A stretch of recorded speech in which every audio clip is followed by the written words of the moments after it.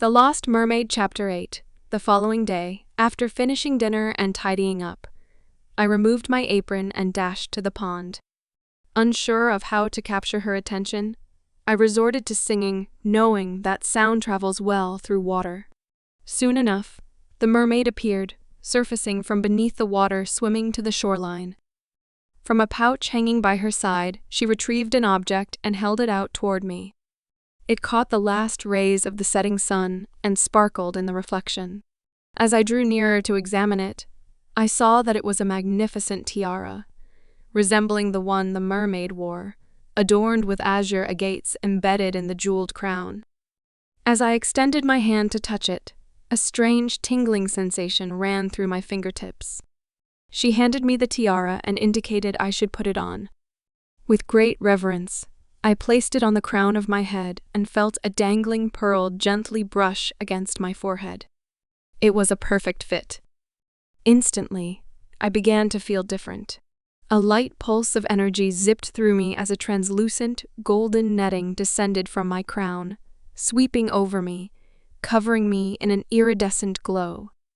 I couldn't decide whether to be scared or amazed. As the netting covered me, I decided I was definitely scared. What was happening to me? "Fear not," said the mermaid clearly. I looked at her in amazement. I could understand her. The tiara must be imbued with the power to translate her unfamiliar language. As the golden, shimmering net enveloped my waist, the sea maiden gestured for me to enter the water.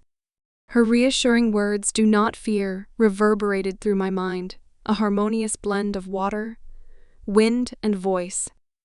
I gaped in wonder as the netting began to envelop my legs, forming a graceful tail shaded in hues of purple and turquoise, complete with a delicate fin. "Will you join me?" the mermaid asked. I nodded. She beamed with delight.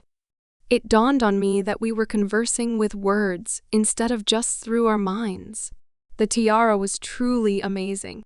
With a graceful flip, she dived into the water, leaving me struggling to stay afloat at the shore.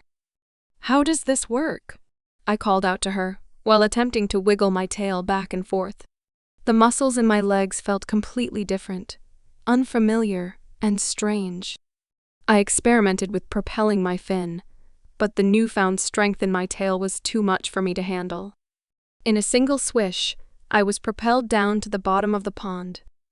"My apologies," the mermaid said, swimming to me. "Ye are not used to this. I shall help thee." She took hold of my shoulder to steady me. Like this. She moved her tail up and down in small, fluid movements. "Okay," I replied, mimicking her. I experimented with kicking my tail in a wave-like motion to generate forward movement. It was difficult at first, but as I persisted, I gradually became more comfortable with it. My mind began to race once more. Why didn't I feel cold? It was January, and yet swimming in the icy pond felt exhilarating. I marveled at the tiara's ability to enable me to communicate with the mermaid, breathe underwater, and maintain warmth. It had to be some kind of magic.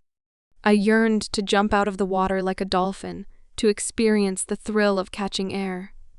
But I didn't dare in case someone saw. I knew if anyone discovered her, she would be in grave danger.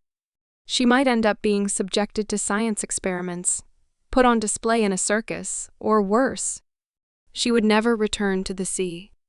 She was too good and too beautiful for this world. Her rightful place was in the ocean. A thought leapt into my mind. I asked, "Are there more of you? More merpeople?" "Aye," she said, eyes beaming. "Many others. We have." She made a hand gesture like she was scooping a handful of water. "Togetherness. Community.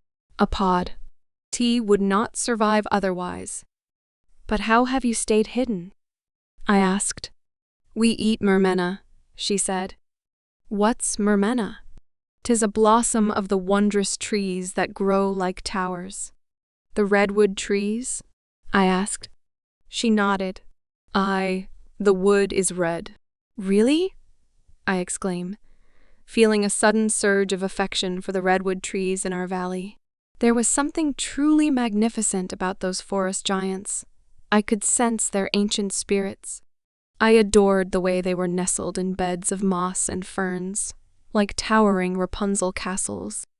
It seemed only natural that they possessed some kind of magic. She confirmed, smiling. I'm still confused, though why haven't mermaids ever been found? We can become invisible by eating mermena and singing the melodies of the sea. During the spring and fall, we travel beyond these sacred waters. But we collect the fruit of the wondrous trees as it drifts towards the great Siwa. It is crucial for our survival, explained the mermaid. Does it really make you disappear? I considered this. What a fascinating world you have. Emerald nodded. Thank thee for my brine. Alwelda, the mother of lights, led me to thee. Do you mean God? 'Tis Alwelda. She nodded. She is the mother of heaven. That seemed strange to me. God had always been a man in my mind, Heavenly Father, who watched over us and guided us on our spiritual journey, not a heavenly mother. The idea of a mother in heaven was new to me and made me question my beliefs. I thought about the possibility of a woman being a part of the divine world. It was something I hadn't considered before. The mermaid's eyes pierced me, searching. I can feel thy heart. Thou hast a deep soul. Her compliment pulled me away from my spiritual ponderings, and I cast my eyes downwards. I'm not a real mermaid, though, I said. For some reason, I felt embarrassed as I spoke, feeling like an imposter in her world. It matters not, she said. She swished her tail. Let us swim. Her words reassured me, and I looked up to see her excitement. With a smile, I kicked my tail and followed her deeper into the water, ready for the adventure ahead. As we swam, I learned to sway, swoop, and soar, propelled by the powerful muscles of my tail. It was a thrilling experience, swimming alongside a living, breathing mermaid. With every swish and flex of my tail, I propelled myself in any direction I desired. I couldn't help but wonder how it would feel to explore the ocean's vast depths someday. Giggling with joy, I spun in the water and then in an arc above her, as she looked on with delight. I can't believe this, I exclaimed. Thou art graceful, she laughed.